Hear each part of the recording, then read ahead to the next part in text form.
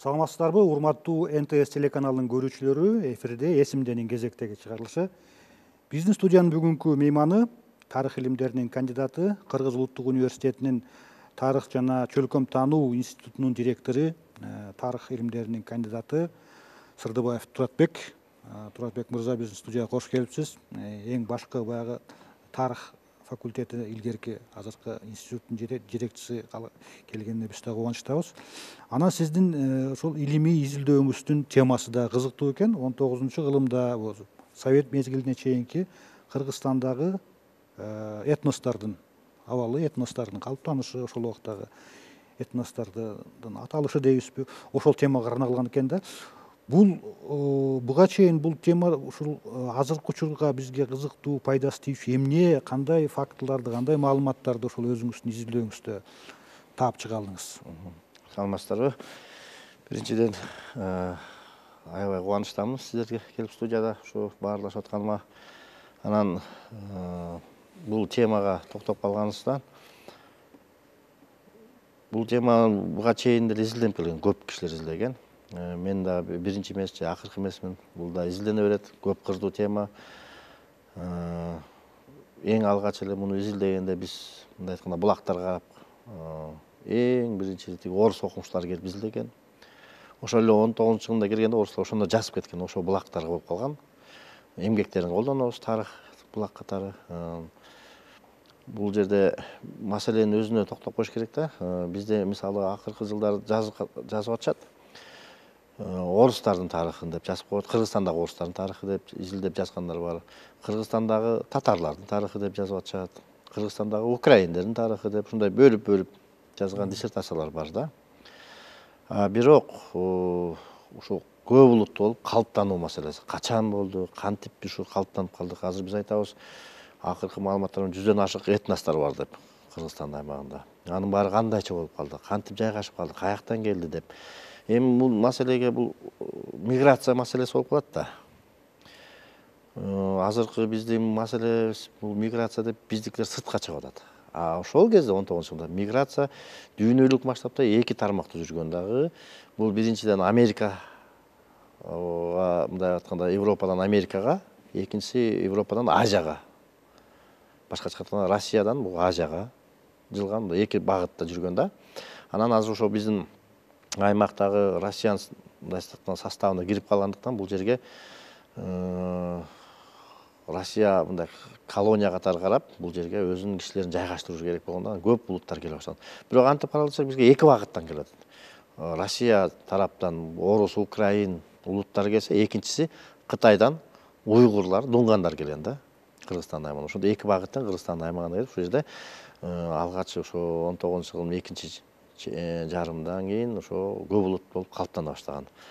Анан биз Россия империясына кирип, империянын колониясы болуп, бир тармактуу болуп ошол жакта жашап аткандыктан бул жерге окумуштуулардын баары көп келип, жалгыз эле орус окуучулар эмес, бул жерге немец окумуштуулары, венгер окумуштуулары, француз окумуштуулары келе баштаган.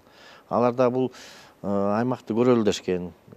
Тарыхы, мындай айтканда дүйнөлүк тарыхый аренада маалымат бизде жок болчу. Биз тууралуу жок болчу.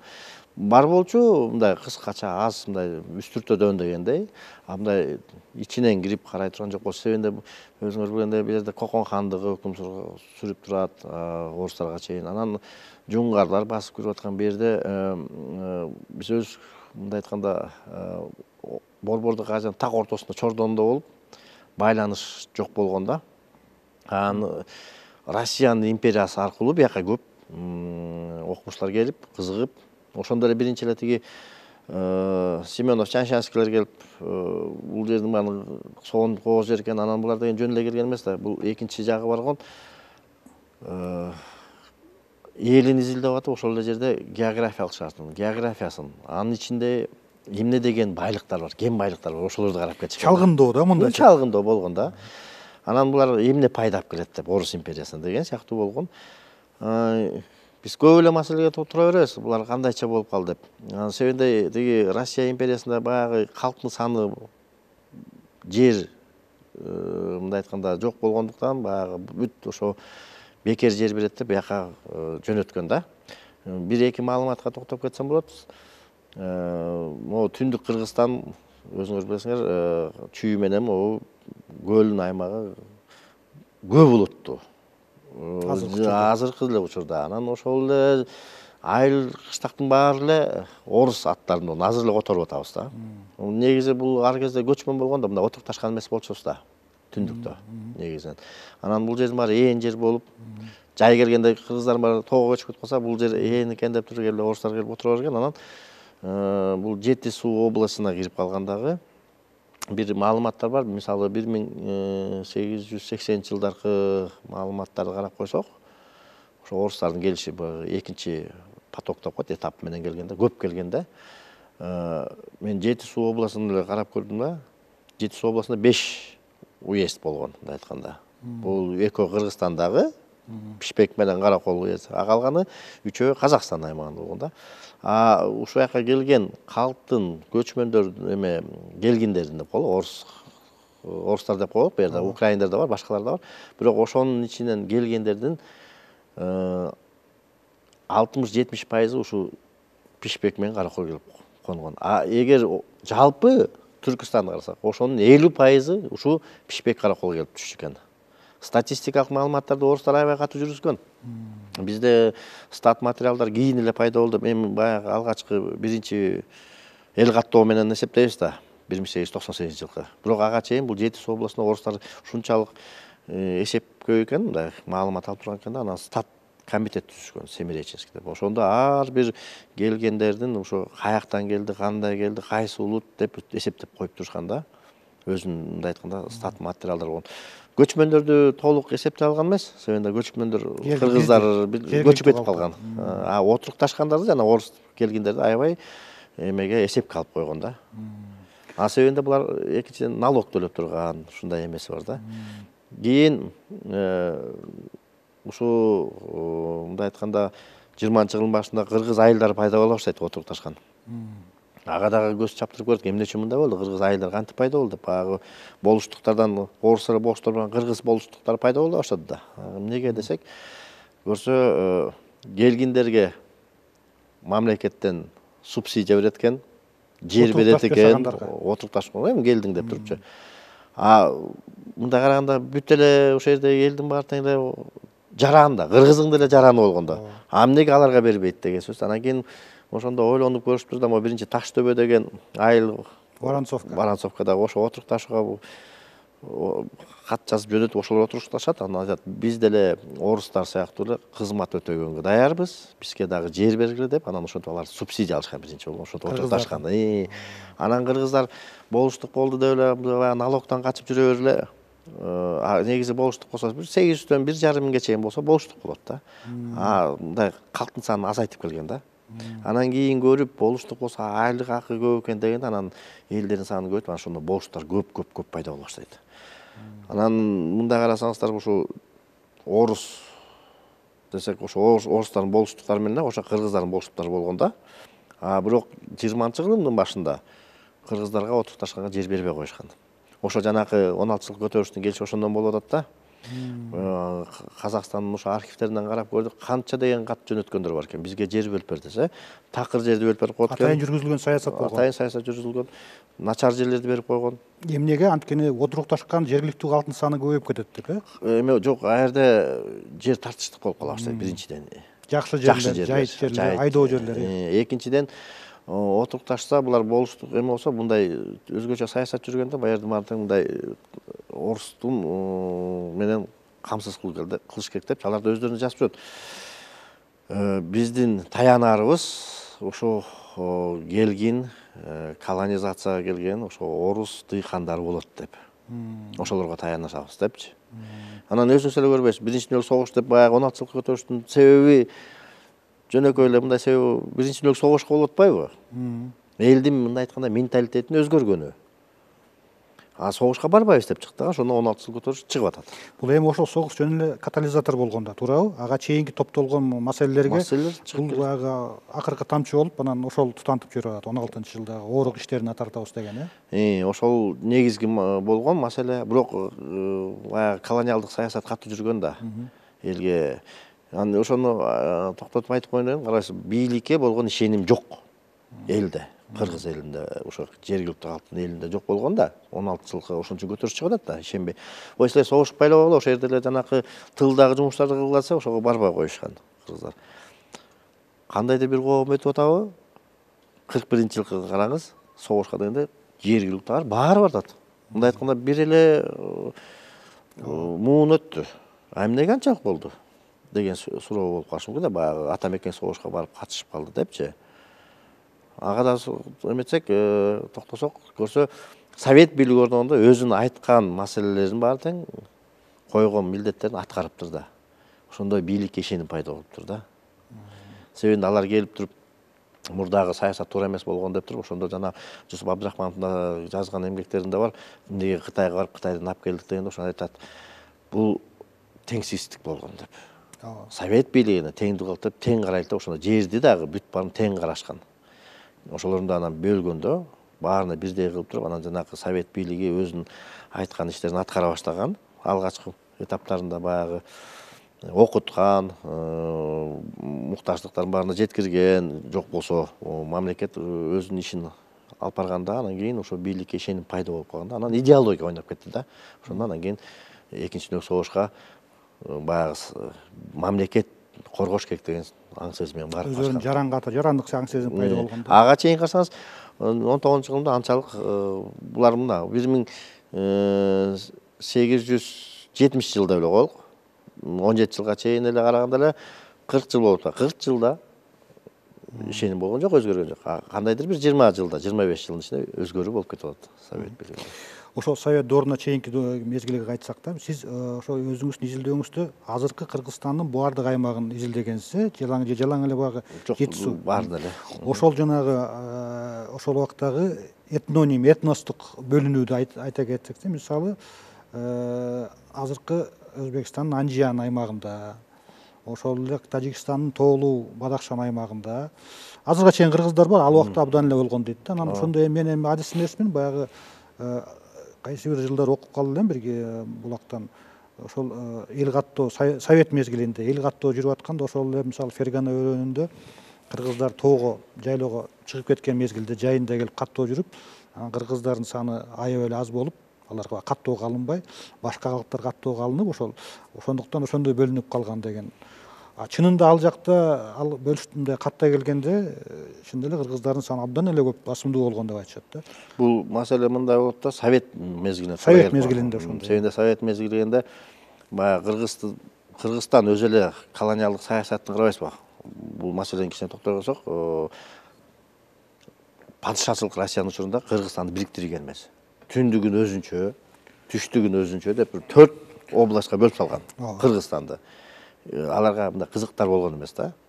Совет бийлиги келгенде баягы кой, эми бул кыргыздар экен, бөлөлүк деп баягы 24 жылы улуттук территориалдык бөлүштүрүү жүргөндө, ошондо маселе ошол чыкканда, баягы мамлекеттик ушунда Кыргыз АСР деген пайда болуп, бизде биринчи область, Тоолуу область, анан Кыргыз АСР дегенге өтүп атканда, ошондо казак, өзбек деп бөлгөндө ошондо жерди бөлүштүрүү болгон. Анан чын эле бул эми баягы кыш мезгилинде эсептеп, баягы жерди эсептеп бөлөлү деген эмес, жайкы мезгил болуп калган. Жайында кыргыздардын баары көбүнчө көчүүгө турушат болот, тоого. Ошон үчүн биздин аймагыбыз, чек араны карасаңыз, бүт тоолуу аймак менен бөлүнүү да. Тоодун баары бизде калыптыр. Тоолуу аймактарда болуп, көчүп, ошон үчүн бизде калып калган улуттук жагынан. Анан экинчиси дагы бир маселе болот, ал мынчалык ойлогон эмес да, территориалдык жактан депчи. СССР учурунда дагы муну катуу карап ойлонгон эмес. Эми бир мамлекет билсе, бөлө бер эле, баары эле бир мамлекет деп бөлүп салганда. Ошон үчүн биздин мамлекеттин ичинде анклавдар бар. Эми анклав турса, эмне бул анклав бирок бир мамлекетпиз деп коет да, эми маани берген эмес да. Бир андай идеология болгондой, бир улут, бир эл кылабыз дегенчи. Бул жанакы интернационал деген идеология. Советтик эл дегенди чыгарабыз деп. Анан баарыбыз тең эле баягы ушунчалык сиңип кетиптирбиз, кийин 70-80 жылдар келгенде баягы тилибизди жоготуп баратпадыкпы? Ошон үчүн аркасынан жана 89 тилди, улуттун эң негизги компонентин сактап калуучу бул маселе, бул тил. Тили жок, бул өзүн улут катары сезе албай калат. Мисалы Кыргызстандын аймагында азыр көп эле улуттар бар деп бересиз, мисалы чехтер бар да. Мен сурадым да, чехтер менен сүйлөшүп атам да, алар мен кандай каяктан келдиңер? 20-жылдар Интергелпо менен келген чехтер да. Ошолор менен сурасам, барбыз дейт, бир азыраак эле болчу, бир 30 киши калганбыз деп аткан болчу. Баягы көбү кетип калыптыр да. Башында келгенде миңдеп келген да буларчы. Чех тилинде сүйлөшкөн өз мектептери болгон. Чех, словактар, венгрлер. Бирок булар азыркылары компонентин жоготкон, тилин жоготуп коюшкан. Орусташып кеткен. Орусташып кеткен. Бирок өзү чехпиз дейт, бирок бүт маданияты, тамак ашы, кийим кечеси баары эле орустуку. Өзүн жоготуп ийген да, мындай айткандачы, ассимиляция болуп калган да. Бара-бара алар өздөрүн биз чех деген менен бирок орус катары сезет. Менталитети дагы өзгөрүп кеткен. Анан ошол Совет дооруна чейинки ошол биздин Кыргызстандагы негизи эле чөлкөмдөгү баягы этностордун аталышы. Мисалы азыр эми маалыматка жетүү оңой болуп калды. Интернет бар дегендей, Facebook бар дегенден кээде маалымалы менен ошол 20-жылдын башында, 19-жылдын экинчи жарымында аягында тартылган сүрөттөр чыгып калды. Мисалы айрым учурда ошол Facebooктагы колдонуучулар комментарийлер талашып кетет. Мисалы Астрахан кыргыздары деген бир сүрөт көрдүм да. Астрахан тиги Каспий деңизинин түндүгүндө, жанында тиги Батыш Казакстанда, азыркы Казакстандын батышынан ар жагы Россия. Анан Астрахан кыргыздары, анан Оренбург кыргыздары, анан буяктагы деп сүрөттөр, орустар тарткан илгерки сүрөттөр чыгып атат. Анан ошодон бир талаштар пайда болот да. Бул эми адис эмес, тарыхчы эместер арасында. Бирок ошол учурда билебиз, алар казактарды айырмалабай эле аларды да киргизи деп да, алар орусча айтканда киргиздер деп келген, киргизи деп келген. Ошол учурдагы, ошол эми азыркы учурда ошону кантип, мисалы, кээ бир орустун ошол тарыхый архивдик булактарында дагы киргизи деп койгондо ошондо да талаштар чыгып атат да. Бул көп эле биз архивдик маалыматтарды карайбыз да. Силер ошону кантип айырмалайсыздар? Казакстанга барып, ошо эң чоң архив ошо баягы Верный деп мурда ошол жакта болуп, архивдин баары ошол жерде да, көп архивчи, маалыматтарчы. Азыркы Алматыда. Алматыда. Анан ошо көп эле маалыматтарды карап атып, аякта бүт эле казактарды деле киргизи деп атап келген. Илимий көбүнчө баягы эмгектерди жазып келгенде деле сырттан келгендер да киргизи деп жазат. Ошол эле Зеланд, ошол эле Северца, бүт баары киргизи деп жазат дагы. Кыргызстандын аймагында булар деген кара киргизи деп жазат да. Кээ бир географтар дикокаменный киргизи деп жазат да. Анан кара киргизи деп антип жазганда бул экөөнү айтат, экөө окшош эле эл деп эле. Бирок кичине айырмалары бар деп. Анан улуттук алар жүздүктөр, улуу жүз, кичүү жүз, орто жүз деп бөлүп коет, биздики болсо баягы уруулар катары бөлгөндөр бар да. Анан биз аны билебиз, баягы жашаган аймак менен биринчи билебиз. Анан экинчиден биздин ошо аймагыбыз качан кирди? Кыргыздар баягы компактта жашап атат бу жерде. Биз Казакстан аймагында болгон жокпуз да. Ошон үчүн билебиз кайсы аймактан, кайсы территориядан болгон. Анан бизди экинчи аты кошуп кара киргизи деп аташат. Ошон үчүн билебиз.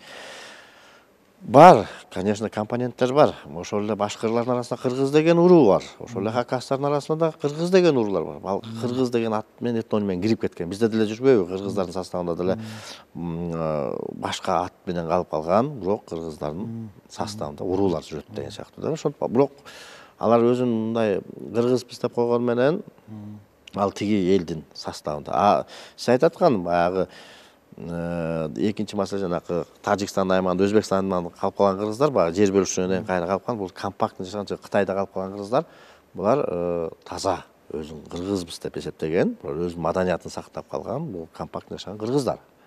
Ал кездеги булактар менен караганда айырма аябай асман менен жер. Дүйнөлүк аренада, дүйнөлүк маалыматтарда кыргыз деп белгиленип калганда ушу көчмөндөр ошол жакта. Ошон үчүн буларды киргизи деп эле атап келишкен да. Даже ушу венгер окумуштуулар жазып кетип атат.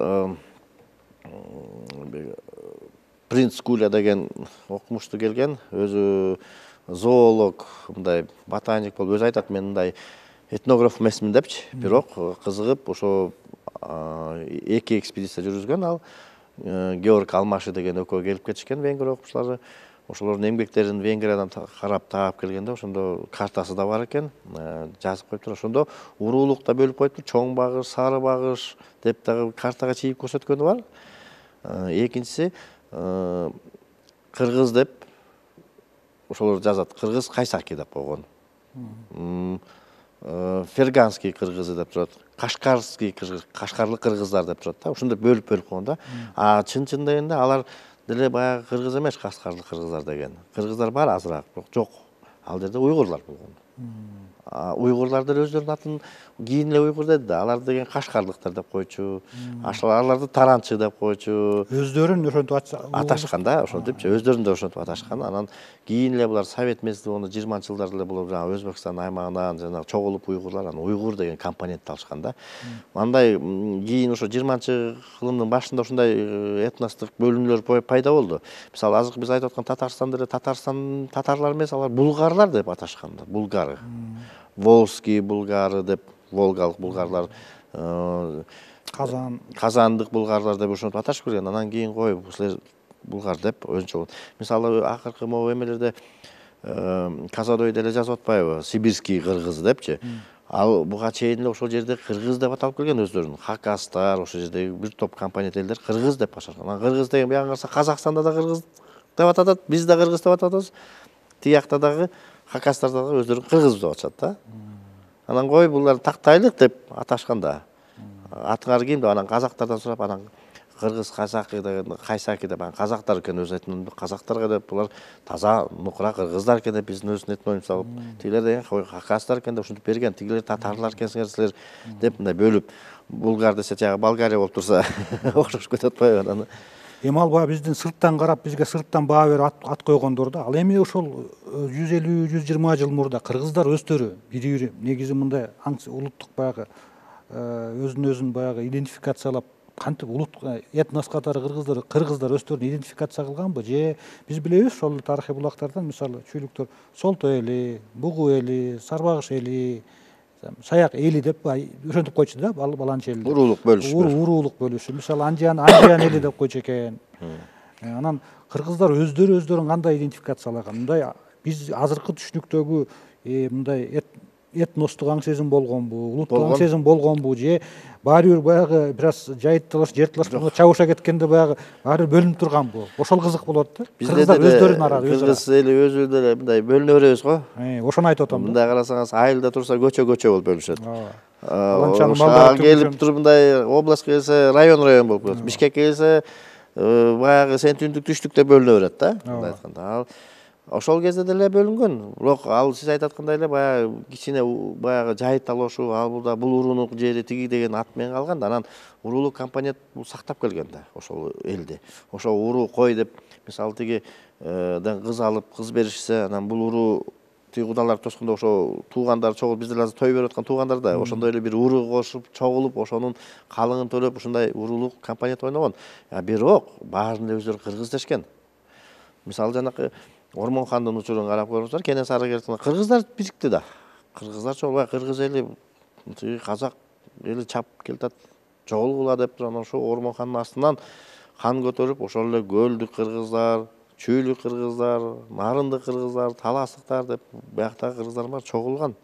Өзү бир хан көтөрүп, өздөрүн кыргызбыз деп чыгышкан да. Компонент өздөрүн биз кыргызбыз деп аташкан. Ал болгон.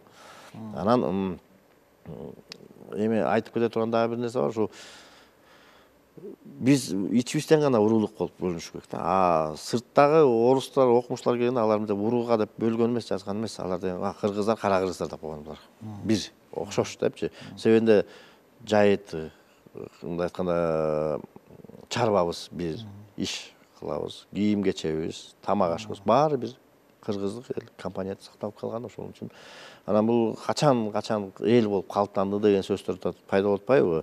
Биз айтабыз 15-16 кылымда пайда болду. Баягы кыргыз бытыранды болуп, Мухаммед кыргыз астында биригип дегендечи, ошондо баягы дух көтөрүп, чогулуп, ошондо Тянь-Шанда, ошол жерде Борбордук Теңир тоодо кыргыз деген компонент пайда болду деп аны такталган да ушундай.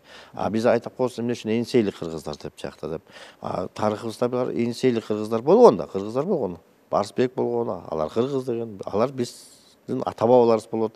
Бирок кийин көчүү менен, жер кочуу менен мындай болуп туруп, жергиликтүү эл менен ошо энисейлик кыргыздар келип, ортосунан ошондо биригип туруп, бир чоң компонент пайда болуп, кыргыз деген пайда болгон да.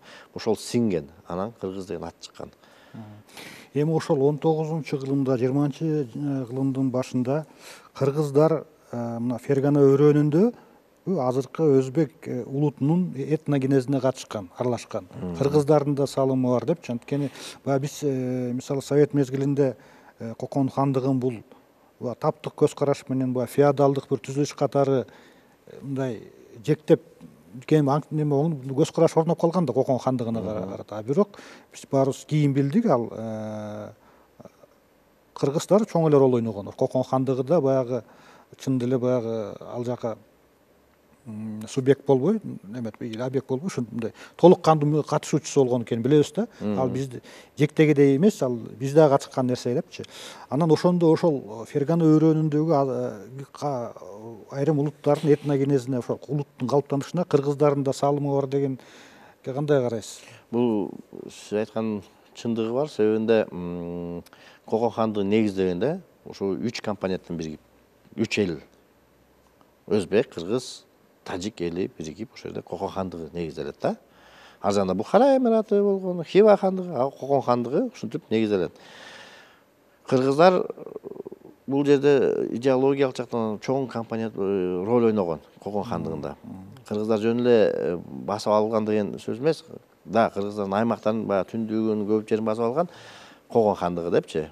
Ар бир уруу өзүнчө көчүп жүргөн да түндүктө. Кокон хандыгын негизделүүсүндө ошо алайлык кыргыздар, түштүктөгү ферганалык кыргыздар баары тең роль ойногон. Анан ушу 15-16 жылдын тегерегинде ушу өзбектер деп өзүн эл катары санай баштайт. Ошондой эле казактар да өздөрүнүн эл катары санай баштайт. Кыргыздар да ошол жакта жаңы элдер пайда болгон да. Анан эгер Орус империясы болбосо, Кокон хандыгы күчтөнмөктүр, ким билет, чоң болмоктур. Бирок ошонун ичинде Кыргызстан аймагы, кыргыздар да ал жерде роль ойноп келген составында. Ооба, кыргызбыз деп, алар дагы өзүнүн мамлекеттик айтканда соучредитель болгонбуз. Ооба, ошолор болгон. Негиздөөчүлөрдүн бири. Наамдар да алып атпайбы? Датка деген наамдарды алып атышат ошол жерде. Алымбек Датка деле чоң роль ойноп келген ошо Кокон хандыгынын составында иш кылып. Кийинчерээк мисалы түндүктө келип Кокон хандыгы эми кызык нерсе да, түндүктө Кокон хандыгы басып алат. Анан Кокон хандыгында ошол эле Байтек баатыр кызмат өтүп атат да. Узун Агачта, Узун Агач Казакстан аймагында орустарга каршы салгашкан да алгач. Ошо Шабдан баатырчы. Анан көрүнүп атат да, ушул Кокон хандыгында кызмат өтүп аткандар экен деп.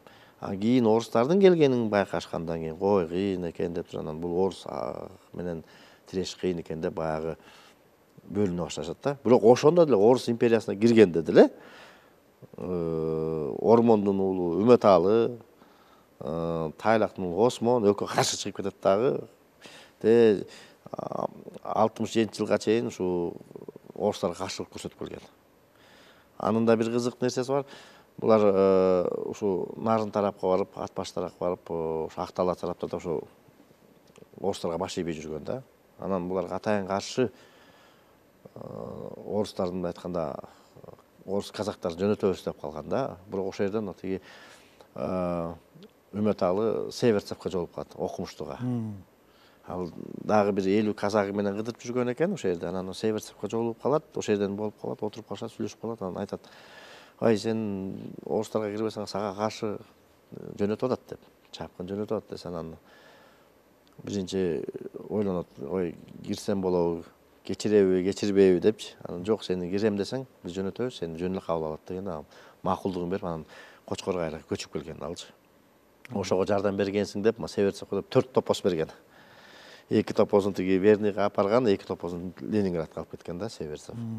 Көрүп, кызыгып, Үмөталы аябай бай экен деп, баягы сандыгын ачса бай экен деп көрүп атпайбы. Себебинде булар жана ошол кезде эле эми түштүк Кыргызстан Россия империясына кире элек да. Бирок Кашкар менен соода алакалар болуп турган. Алар ошо соода жолдорун контролдоп турган экен да. Мындай айтканда, налог алып турушкан да. Ошол кезде таможня болуп турган. Бир дагы бир система Илимпоста мен дилетанттык бир суроо бергим келет да. Жакында эле мына азыр мындай интернетте бир суроо, 2 сүрөт жайылып кетти. Биринде 25-жылы Михаил Калинин, СССРдин жетекчилеринен бири Михаил Калинин Бухарада ошол өзбек ошол мезгилде 25-жылы дал ошол жылдары улуттук аймактык бөлүштүрүү жүрүп атпайт беле. Ошо Өзбекстан ошол кездеги Өзбекстан жетекчилеринин бири менен сүрөткө түшүптүр. Михаил Калинин калпакчан турат. Кыргыздын эле калпагы. Азыркыдай эле кыры биягы асты ак, кара үстү ак калпак. Анан жанында 4-5 киши турат, тебетейчен. Эми айырмалай албайсың баягы кайсыл сүрөттөнчү кыргызга да окшош, өзбекке да окшош. Ал бир анан ошол эле 20-30 жылдары Ташкентте Лениндин жаңы эстелиги орнотулган экен. Анан бир эки адам карап турат, аркасына тартылган. Бирөө калпакчан, бирөө тебечейчен Ташкентте. Калпакчан адам, тебечей адам Бухарада. Ушуну кантип түшүндүрсө болот да? Эми бул болгону баягы көргөн сүрөттөрү менен айтып атам да, ошол же ал убакта биздин кийимдер, атрибуттар ушунчалык кеңири жайылганбы, же кыргыздар ошол жакта өзүнүн кыргыздыгын сактап ошол Бухарага чейин, Ташкентке чейин жашап турганбы? Эми калпак менен биз түшүнөбүз да, кыргыз деп эле. Эми азыр кыргыздан башка эч ким калпак кийбейт го. Кийбейт калпак. Анан бул баш кийим негизги компоненттердин бири. Анан бул Калин бекер келген эмес да, ошол жерге келгенде ошо Түркистан АСР деп коелукчу, ошондо АСР болуп аткан, ошондо жергиликтүү өзбек АСР чуулат, тиги чуулат, ошондо чогулткан элдерди. Ошол болуш керек да.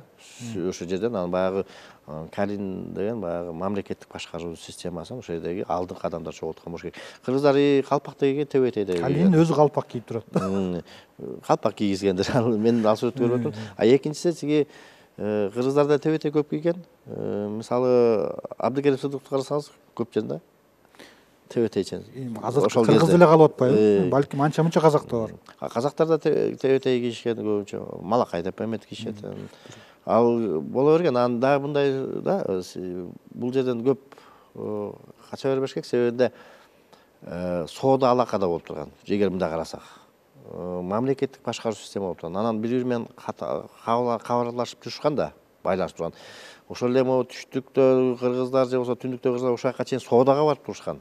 Көп соода болбосо да баягы иш аракеттер менен барат. Ар кандай бир компактуу болуп жашап турушкан. Мисалы Ташкентте көп кыргыздар окуган. Ошол эле карасаңар Базар Кулданияров, Касым Тыныстановдун баары каяктан окушкан? Ошол Ташкенттен жанакы Кыргызский институт просвещения деген болгон алгачкы биринчи. Ошол жерге барып окушкан. Биринчи алгачкы мындай билим деңгээлин жогорулатуу боюнча ошол жерде институттар болгон да.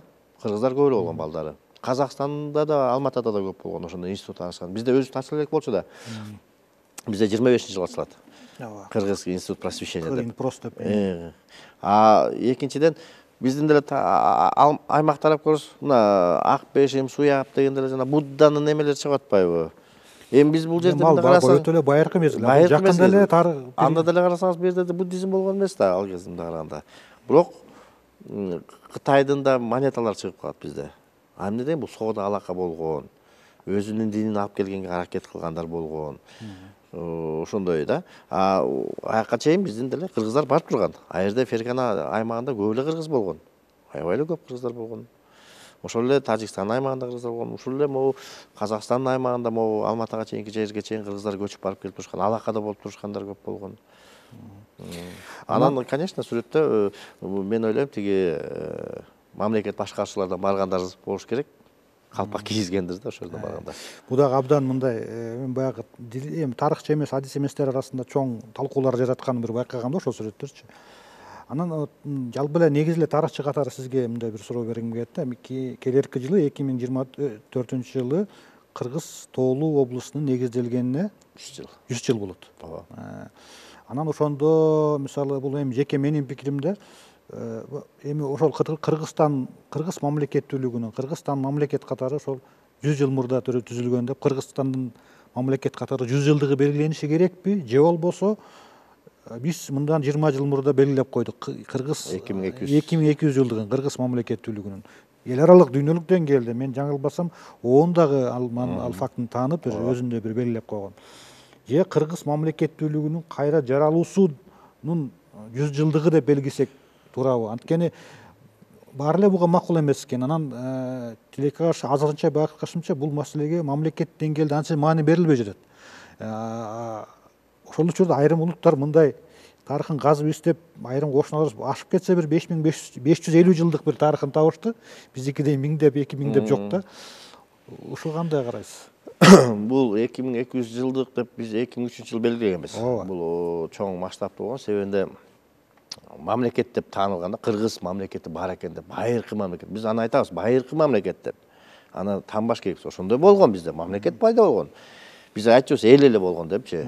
А Косайырда мамлекет жөнүндө сөз болгон да, мамлекетибиз болгон. Ошондон берки мамлекет эми мында болот, ал бир мамлекет пайда болот, жок болот. Бирөөнүн составына чыгат, кирет депчи. Биз ошентип пайда болду, жок болду болуп кире бердик, чыктык, өзүнчө болдук. Кийин ушинтип жүрүп Кокон хандыгында болдук, анан Россия империясында болдук деп. Бул 24 жылкы бул советтик мамлекеттин пайда болушу алга. Мындай кайра бирдиктүү кылып, мындай айтканда чек араларды бөлтүрүп, ошондо мындай айтканда азыркы формадагы мамлекеттик формаларга алып келди да. Мындай айтканда ошондо аткаруу бийлиги, бүт мамлекеттин атрибуттары бар. Ошондой киргизип атат да. Бул биз айта албайбыз да, тиги орто кылымдагы мамлекет кандай мамлекет эле? Бир киши башкарат, хандык бийлик деп. Мында бул башкача бийлик болду да. Азыркы республикалык масштабтагы мындай айтканда бийликке. Ошон үчүн биз 24 жылкыны белгилей бериш керек. Себебинде бул биз андан танбайбыз. Бул 24 жылдык деп айтыш керекпиз. Кыргыз автономиялык областтын түзүлүшү, КСРдин түзүлүшү деп, Кыргыз автономиялык СССРдин деп 26 жыл болуп атат. Ушул этаптар болуп атпайбы? Мисалы биринчи Кыргыз автономиялык область, анан Кара Кыргыз автономиялык, анан Кыргыз автономиялык область, анан кийин Кыргыз автономиялык советтик союздук республика, автономия да. Анан кийин Кыргыз СССР болду, союздук республика деген. Анан кийин Кыргыз республика чыкты. То есть этаптар болот. Ошонун алгачкы этабы Кара Кыргыз автономиялык область деген бул бирдиктүү границага ээлеп, жетип, өзүнүн азыркы мамлекеттик атрибуттарын алган да. Азыркы мындай айтканда заманбап деп, современный мамлекеттүүлүккө пайда болду деп. Ошо жок, анын 100 жыл мурда мамлекеттин баягы негизи түптөлгөн деген эч ким танбайт. Болгону мисалы кээ бир пикир бар, мындай кыргыз мамлекеттүүлүгүнүн кайра жаралышы дегенге негиз жокпу тарыхында, илимий көз караштан караганда. Же бул саясий гана бир нерсе болуп калабы? Жок, биз белгилей берсек анда ошол эле Мухаммед кыргыз мамлекет кылып түшкөн кайраны да көтөрүп чыгыш керек болуп калат ортодо. Энисейлик кыргыздарды айтып атабыз, Эми ошондой пайда болуп кайта жок болуп отуруп, бирок акыры мамлекет болуп түзүлдүк. Эми азыркы границанын аймагында, азыркы чектин аймагында болбосо деле, мисалы негизи ошентип атап койсок негиздүү болобу? Мисалы мына та Илимпоз тарыхчы катары да мени кызыктырат. Жаралуу деппи? Кайра жаралуусунун 100 жылдыгы. Кыргыз мамлекети кайра жаралуусун деген болбой калат да. Себебинде жаралуу дегенде вообще эле жок болуп кетип калган, кайра жаралуу деген сыяктуу болуп калышы мүмкүн. Биз эл болуп келе берген. Ошондо эле Түркистан АСРындан Түркистан генерал губернаторство деп Россиянын империясынын ичинде эле болуп келгенбиз. Бирок анда болуштук болуп, уезд болуп, башка формада болуп келгенбиз да. Бул уже аты менен кыргыз деген аты менен чыгып аткан мамлекет, башкача азыркы заманбап сыяктуу деген мамлекет десек болот да. Союздук берип атканчы. Анан бул этаптары бар, конечно. Анан 100 жылдыкты белгилей бериш керек. Биз азыркы учурда ошо эмки ошо 100 жылдыкка да 24 жылга да бир топ мындай иш-чараларды коюп атабыз, пландарды кандап, илимий чоң бир конференциялар өткөрөбүз дейбиз. Ошондо сиздин берип аткан суроолоруңуз дагы чыгат ал жерден. Себебинде Илимпоздордо көп ар кандай суроолор бар. Ошондо ушул маселе да каралат го деп ойлойм. Себебинде кандайча бул мамлекет болду, кантип атрибут болду. Дагы бир маселе бар да, карап көрүңүз. Ошондо биздин мындай айтканда мамлекеттин башында турган башкаруучулар ошол кездеги Жусуп Абдрахманов, Абдыкерим Сыдыков булар ошо КСР кылып кийин түшкөндө РСФСРдын составына түшүп атат да. Автономия. Автономия. Анан кийин союздукка жетип атат да. Эгер ошол жерден туура кылбаса, Казакстан составында кылып койсо, биз азыр Кара Калпакта болуп калмакпыз. Өзбекстан составында болуп калмакпыз. Союздукту бербей коймоктур, ким билет. Бизден кичинекей эл болчубуз, кичинекей. Булар ушунчалыкка жетишти, кой, бул деген кийин келечекте болот, өнүгөбүз, өзүнчө болобуз деп ушинтип Россиянын Россия Федерациясынын астына алып койгондо, кийин өзүнчө бөлүп союздукка алып чыкканга жетишти. Азыр чоң көп эле мындай айтканда элдер бар, калкы саны көп элдер бар, бирок мамлекеттигине жете албагандар канчасы бар. Кытайда деле уйгур автономиялык су бар, автономиялык мындай айтканда область. Каракалпакстан бар. Канча деген кыйынчылыктар менен жетип атат го. Мына Абхазия тиги дегендерди көрүп атпайсызбы? Осетия дегендерди. А биздики болсо мамлекетибиз бар, ошону баягы сактап калып, ошону көтөрүп көкөлөйбүш керекпиз да. Ошого жеткен тиги ошо биздин акылдуу жана аталарыбыз акылдуулук кылган да, ошондой мамлекет түзгөнгө түптөп. Болбосо, түптөбөсө ким билет? Түндүгүн баягы Жириновский айткандай, түндүгүн Казакстанга барып кой, түштүгүн Өзбекстанга барып кой, тагын Тажикстанга барып кой деп чачырап салыштырыр мүмкүн болчу да. Жок, бул жер компактный эл жашайт экен, кыргыз деп ушинтип туруп биз бөлгөнү мамлекет кылганы туура болгон. Россиянын империясында, Россия Федерациясында канча деген майда мындай автономиялык республикалар бар да. Учурунда Россиянын өзүн багынтып турган элдер азыр республика болуп турбайбы, Россиянын өзүндө. Анан дагы бир тарыхый дата тууралуу да, мисалы биз Бишкек шаарынын тарыхын 1878 жылдан баштап белгилейбиз да. Баягы уездик борбор болуп, Токмоктон уезд Токмокто жанагы суу жайылып, улам эле суу каптай берет экенде, анан кийин бияка көчүрүп келиптир. Бу жерде баягы уездтик, азыркы уезд десек, азыркы бир райондун эквиваленти го дейм, уезд деген, бир район, же облустун жарым. Областтан кийинки уезд райондук болот, райондук деңгээлдеги борбор болгондон баштап белгилеп жатабыз Бишкектин юбилейин. 1878 жылдан баштап. Бирок ошол учурда ошол тарыхчы археолог Горячева дегенди билесиз да. Ал Бишкектин аймагын казгылаган кидем адамдардын бири Жул деген, Жул деген бир шаар болгон, 7-кылымда эле. Бул жерде шаардын орду болгон. Негизи ошондон баштап ошо Бишкектин тарыхын белгилесек болот. 1,5 миң жыл болуп калат да. 150 жыл эмес да. Анан негиздүүбү ошо тарыхчы илим козготкон. Жок, себебинде мен айтып кеткем, бул жерде Чүй өрөөнүндө көптөгөн шаар курадылар. Ошол Ак Бешим, Суяп, Бала Сагын дегендер да. Эми айтып берсек көп. Анан бул Бишкек деп, Бишкектин өзүн болуп атпайбы, Бишбек деп аталып атпайбы. Ошол чеп, ошол Бишбек чеби болгон дагы чейин, Кокохон чеби. Анан бул жерден чептен баягы жайгашып элдер пайда болуп, отукташып, эл көп болуп, анан кийин тиги Токмоктон көтөрүп келгенде бул шаардык айтылды. А биз аны деген тиги илгеркини айта албайбыз, бул кийинкини эле. Бир кезде бу жерде жок болуп кеткен. Ал ат менен калган жок да, жаңы ат менен пайда болду да. Ошон үчүн да ал ат менен табылган, ал жерде табылган ошо башка шаар, ал мурдагы бул Бишкекке эч тиешеси жок да. Бул отукташкан, бирок жок болуп кеткен. Ошон үчүн ага тиешеси жок. Бул ошол мезгилдеги жаңы түптөлгөн. Негизи алгачкы отукташкан шаар мындай кыштактардын баарында орустар түзүп кеткен ошо Каракол. Азыркыча эле мындай айтканда негизделгени орус формасындагы мындай орустардын мындай европалык типтеги баягы российский деп коет, орустардын шаарларынан айырмаланган шаар пайда болгон алгачкы. Бишбектен да чоң болчу. Эң биринчи ошол жак негизделип. Анан борборду которууга да ошо Токмокто сиз айткандай, аерде баягы жакшы жайгашкан жер болчу, себебинде жагы соодага ылайыктуу жер болуп бүт. Кийин ошо акырын алып келсе бул Бишкек ылайыктуураак деп ушул жерге алып келип койгон да. Сурап атканын себеби мына мен бизге билинбей байкалбай өтүп кетти. 2016-жылы Алматы шаарынын 1000 жылдыгын белгилешиптир да Казакстандачы. Анан тарыхый негиздөө керек да, каяктан десе, бир тыйындар табылды, а бирок тыйындарды эч ким көрбөптүр. Байыркы тыйындар табылды, анда ошондо ушул шаарда, Алматы шаарында, Алматы деген жерге деби чыгарылган деп эле. Ошентип баягы тарыхый жактан легитимдештирип коюшуптур да. Анан ошолорду көрүп отуруп биздики негизи эле баягы тарыхый жактан аныкталган фактылар болуп турса, эмнеге болбостур деген суроо да, бул баягы дилетанттык. Жок, бул аны мынтип көтөрүп алып, мынчанчы кылым деп койгондо эмне пайда бар аерденчи? Ал деген ал кезде шаар болгон эмес. Отукташкан мындай кичинекей бир 2-3 үй болушу мүмкүн, 5 үй болушу мүмкүн. Бирок шаар эмес да. А бул шаар формасын алганы кийин болду да. Шаардык баягы башкаруу системасы турду. Ошол эле мындай айтканда бир уездик башкаруу орустар башкарып келген. Болуштуктар деле баягы кыргыздар башкарган да. А областтын башында, уездин башында орустар болуш керек болчу да булардачы. Бирок андай болсо дагы баары бир ошол отукташкан шаардык тип пайда болгон биринчи. Кийин кыргыздар да келип ошол жерге отукташа баштады да. Туратбек мырза, тилекке каршы убактыбыз чектелүү биздин. Сүйлөшсөк абдан кызыктуу, талаштуу дагы маселелер көп. Ошонусу менен кызык биздин тарыхыбыз. Сизге чоң рахмат. Буюрса, мындан башка да кызыктуу бир темаларды талкуулайбыз деп ишенем. Ушул студияда ишиңизге ийгилик. Урматтуу НТС'тин көрүүчүлөрү, эфирде эсимденин кезектеги чыгарылышы болду. Кийинки берүүлөрдөн көрүшкөнчө бар болуңуздар.